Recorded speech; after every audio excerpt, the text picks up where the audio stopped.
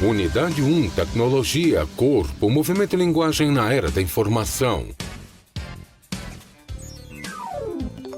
Aula 6.2, Conteúdo, Polissemia das palavras.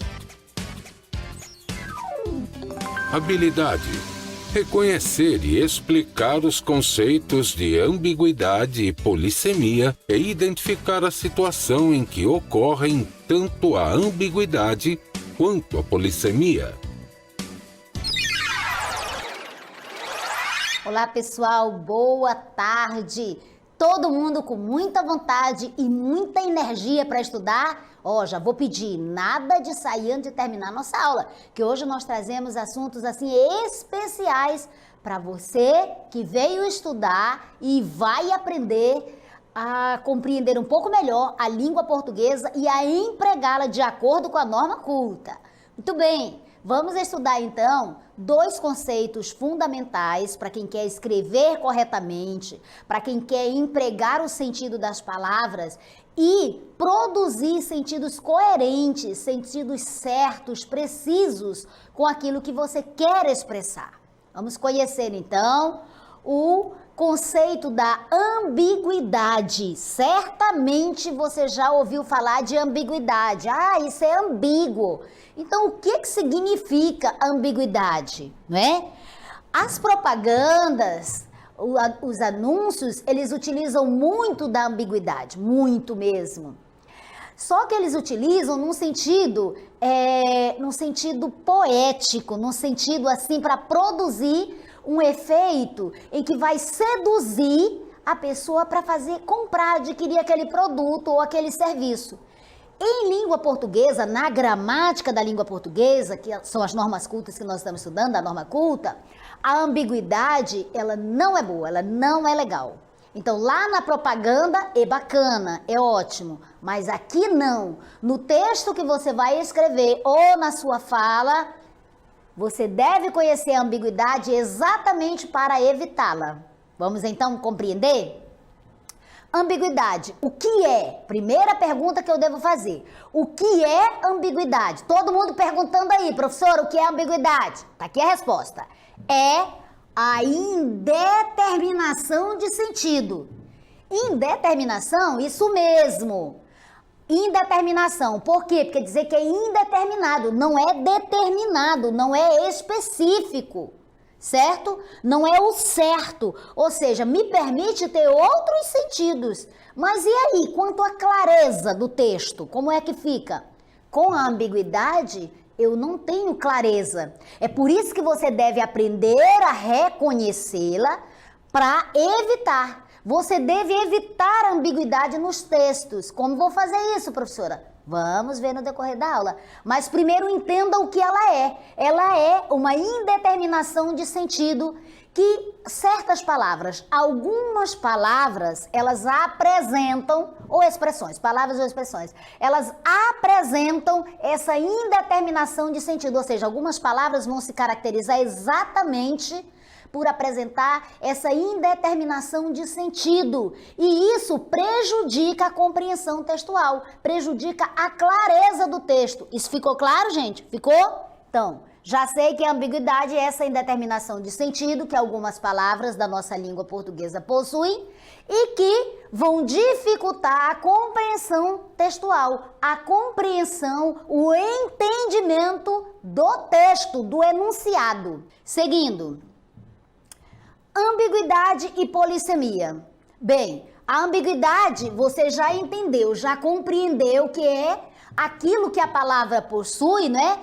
Certas palavras possuem uma indeterminação de sentido. Então, a ambiguidade vai consistir nessa indeterminação de sentido que algumas palavras possuem. Qual é o resultado disso? Qual é a consequência negativa? Prejudica a compreensão textual. Gente, isso ficou claro, não ficou? Muito bem, porque eu vou ficar repetindo até você entender. E polissemia. Poli quer dizer muitos, é um prefixo grego, poli. E semia, né? Então, essa palavra é uma palavra que vai trazer o quê? O que significa polissemia? Poli, muitos, semia, sentidos. Então, muitos sentidos, muitos significados. Vamos ler o texto. A diferença entre uma democracia e um país totalitário é que numa democracia todo mundo reclama. Ninguém vive satisfeito. Onde é que ninguém vive satisfeito? Na democracia. Por quê? Porque ele tem o direito de reclamar. Todo mundo reclama, ninguém vive satisfeito. Mas se você perguntar a qualquer cidadão de uma ditadura, de um país onde se vive uma ditadura, Venezuela, por exemplo, o que acha de seu país, ele responde sem hesitação, não posso me queixar. Quer dizer, vou fazer uma explicação aqui, o venezuelano que está lá, ele não pode dizer, ele vai dizer exatamente isso, não posso me queixar. Porque se ele se queixar, coitado, né? Vai desaparecer, vai morrer, mesmo, de verdade. Agora, numa democracia, ele escracha, ele não respeita as autoridades, deveria respeitar, né? Então, mas aí, ele tem o direito de expor o seu pensamento, certo? Muito bem. Esse é um texto do Milor Fernandes. Aqui, ele coloca assim, não posso me queixar. É uma certa contradição, né? Vamos perguntar, vamos ver a pergunta que eu coloquei para você. Seguindo. Para produzir o efeito de humor, porque ali você observou que tem um humor, não é? Tem, quando ele diz assim, não posso me queixar, vive na democracia, a pessoa reclama de tudo. E que ele tem liberdade para fazer isso. E na ditadura ele não tem liberdade nenhuma, mas perguntar, você está satisfeito onde você mora? Não posso me queixar. Realmente ele não pode se queixar, porque se ele se queixar, ele vai, né, sofrer um prejuízo, a retaliação. Então, para produzir o efeito de humor que o caracteriza, e aí que está o humor, quando nós vimos lá que ele não pode se queixar, esse texto emprega o recurso da ambiguidade? Sim, ele emprega o recurso da ambiguidade. Por que ele emprega o recurso da ambiguidade? Porque ele diz literalmente que não pode se queixar de viver num país em que o regime é ditatorial. Como assim não pode se queixar? Ditadura tem que se queixar! Não é? Se é ditadura, tem que se queixar, tem que reclamar. Mas ele, olha aqui o efeito de humor. Não posso me queixar. Como assim não pode se queixar? Você não tem direito nenhum. E você não pode se queixar. Tá tudo bem, tá feliz, né? Aí tem uma ambiguidade. Certo? Tem uma indeterminação de sentido. Agora que você já entendeu a ambiguidade, nós vamos conhecer o outro conceito que anda juntinho com esse. E que talvez você possa confundir, mas você não vai mais. Porque quando você estiver estudando um objeto pedagógico, um texto, alguma coisa na sala de aula, todos são objetos pedagógicos, você vai primeiro perguntar o que é. Então vamos perguntar? Vamos lá! O que é polissemia? Muito bem! Polissemia. Poli já expliquei. Né? Poli quer dizer, é um prefixo grego que significa muito. Né? Polissemia, muitos sentidos. É a pluralidade, a quantidade, né? Pluralidade significativa de um mesmo significante é a palavra aqui, o termo. Isto é, a capacidade que o próprio vocábulo, a palavra, possui. Então, polissemia é essa capacidade, essa pluralidade, essa quantidade de uma mesma palavra poder exprimir, assumir várias significações, vários sentidos, somente definidos dentro de um determinado contexto. Ou seja, a polissemia é o quê? Resumindo, é a capacidade, é uma propriedade que uma palavra tenha, uma mesma palavra, ela possui a capacidade, a propriedade de exprimir, de expressar vários sentidos. Ai, professora, como é agora que eu vou saber qual é o sentido, então, que essa palavra vai expressar? Vai ser de acordo com o contexto. É isso que ele está dizendo, ó. Somente definidas, só vou poder entender dentro de um determinado contexto, um contexto específico. Aí eu vou entender qual é o sentido dali. Vamos ver o exemplo? No meio do caminho tinha uma pedra. Tinha uma pedra no meio do caminho. Tinha uma pedra. No meio do caminho tinha uma pedra. Nunca me esqueci desse acontecimento na vida de minhas retinas tão fatigadas. Nunca me esquecerei que no meio do caminho tinha uma pedra. Tinha uma pedra no meio do caminho. No meio do caminho tinha uma pedra.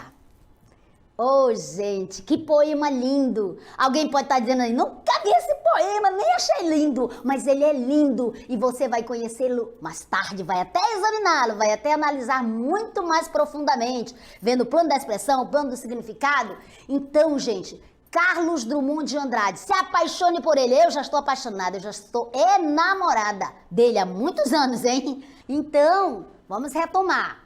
Já aprendemos que poli significa muitos e semia significados. Então, a polissemia significa a multiplicidade de significados, ou seja, uma propriedade que a palavra tem de ter muitos, de ter vários significados, certo? Então, poli, você já sabe, significa muitos, e sema se refere ao significado. Então, uma propriedade, uma capacidade que a palavra tem, né, de ter muito significado. Então, a polissemia é esse conjunto, esses vários significados, diferentes significados, que uma mesma palavra ou termo, ou vocábulo, pode ter.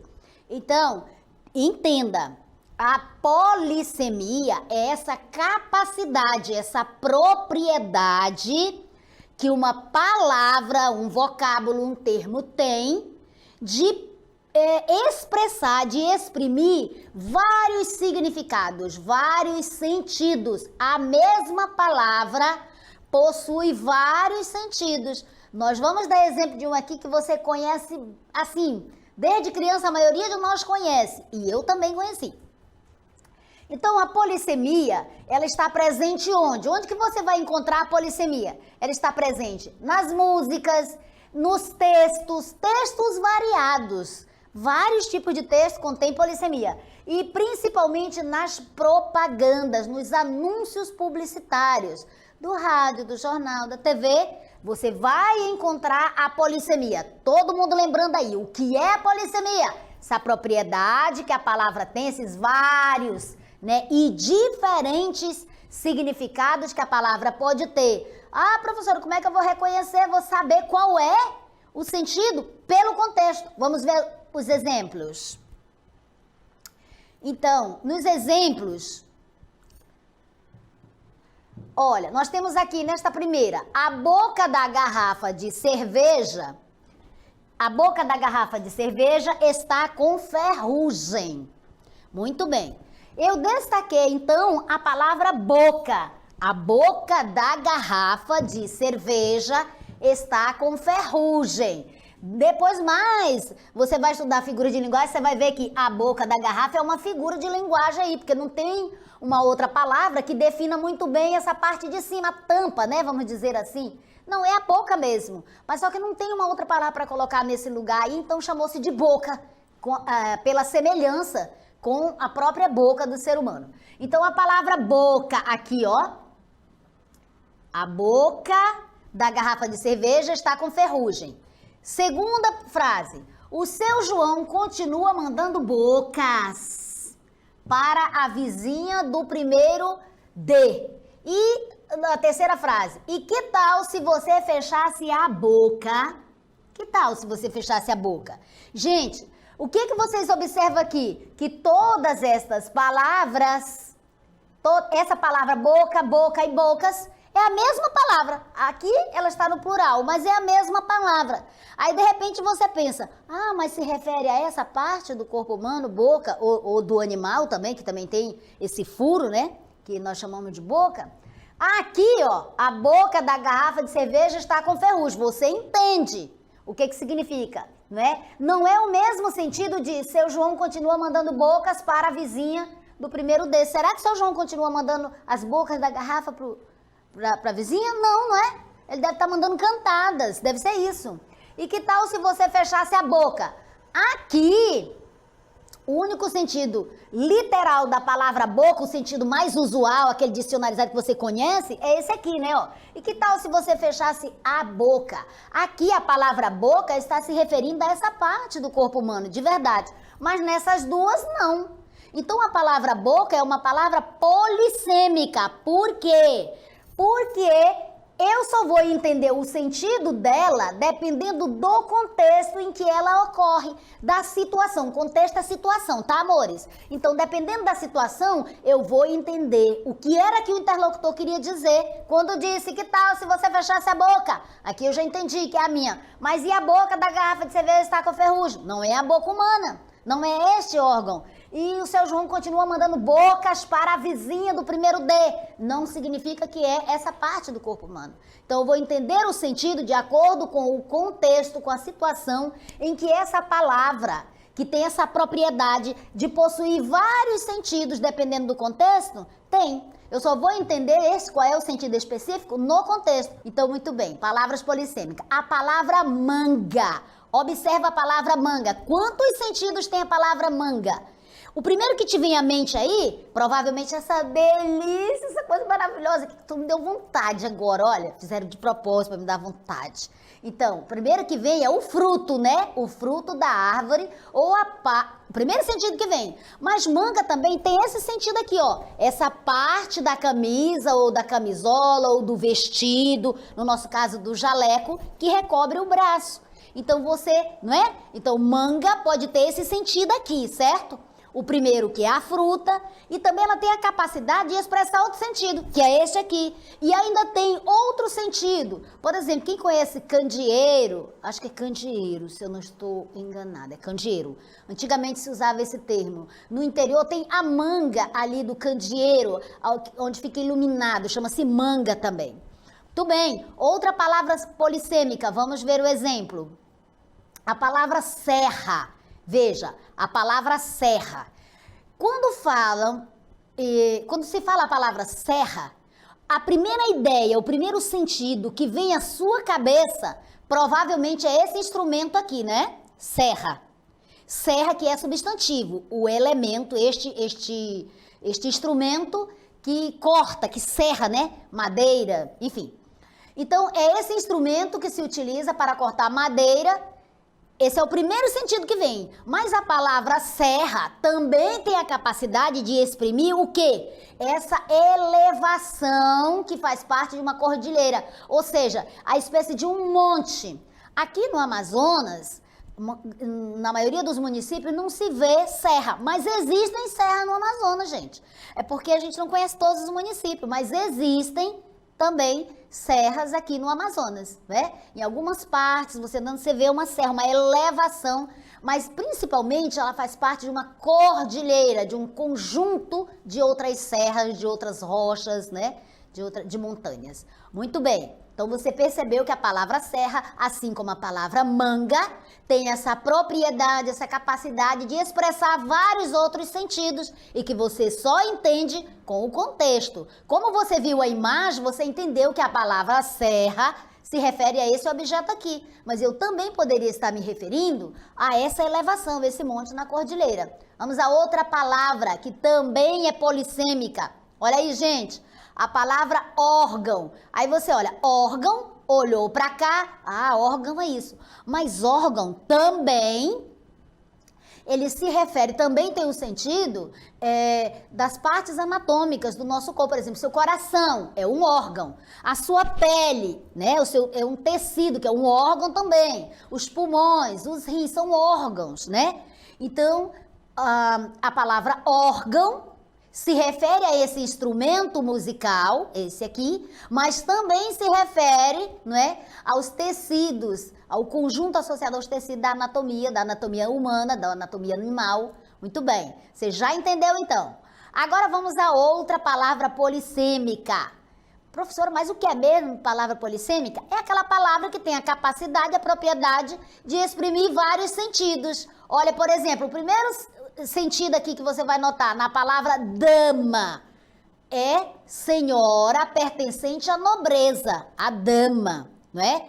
Mas também dama tem um sentido pejorativo, negativo. Agora nem sempre se usa, mas no português mais antigo se usava, falando é uma dama, para depreciar a imagem de uma mulher, por exemplo, dizer que era uma meretriz, uma mulher da vida. Sendo que o primeiro sentido é senhora, dama, senhora pertencente à nobreza. Exemplo, Luísa sempre se comportou como uma verdadeira dama. A palavra dama, além desse significado, tem outros, vamos ver?